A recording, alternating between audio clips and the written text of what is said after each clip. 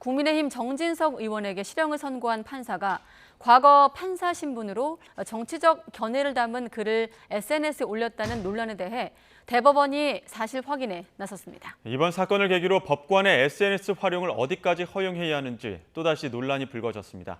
홍민기 기자가 취재했습니다. 고 노무현 전 대통령의 명예를 훼손한 혐의로 국민의힘 정진석 의원에게 징역 6개월 실형을 선고한 박병곤 판사.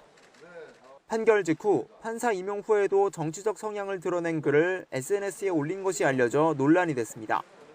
박 판사는 지난해 더불어민주당 이재명 대표가 대선에서 패배한 지 엿새 만에 울분과 절망, 슬픔을 적은 글을 올렸고 박영선 당시 서울시장 후보가 낙선한 뒤엔 이를 위로하는 듯한 대사가 담긴 드라마 장면을 공유하기도 했습니다. 이 때문에 박 판사의 특정 정치 성향이 정진석 의원 판결에 반영됐다는 공세가 여권을 중심으로 거세지자 대법원이 사실 확인에 나섰습니다. 대법원 관계자는 박 판사가 법관 임용 이후 올린 글의 작성 경위 등 전반적인 사실관계를 들여다보고 있다고 밝혔습니다. 삭제됐거나 아직 알려지지 않은 글은 없는지도 확인한 뒤 박 판사를 직접 불러 입장을 들을 것으로 알려졌습니다. 현직 법관의 SNS 게시글이 논란이 된 건 이번이 처음은 아닙니다.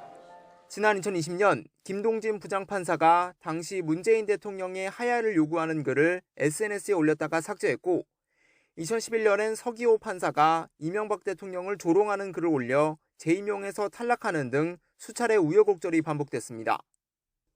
이와 관련해 대법원은 지난 2012년 향후 공정한 재판에 영향을 미치지 않도록 신중하게 처신하라는 SNS 사용 가이드라인을 만들기도 했습니다.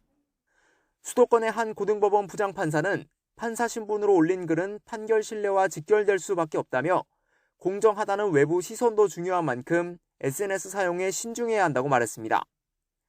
반면 SNS가 일반 시민과 소통 창구가 돼 법관에게 더욱 넓은 시야를 갖게 해준다는 반론도 나옵니다.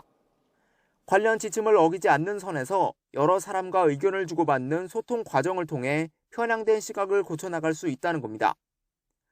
법관 역시 표현의 자유를 가진 시민이라는 점에서 SNS 사용을 무조건 막아서는 안 된다는 지적도 살펴볼 만한 대목입니다. YTN 홍민기입니다.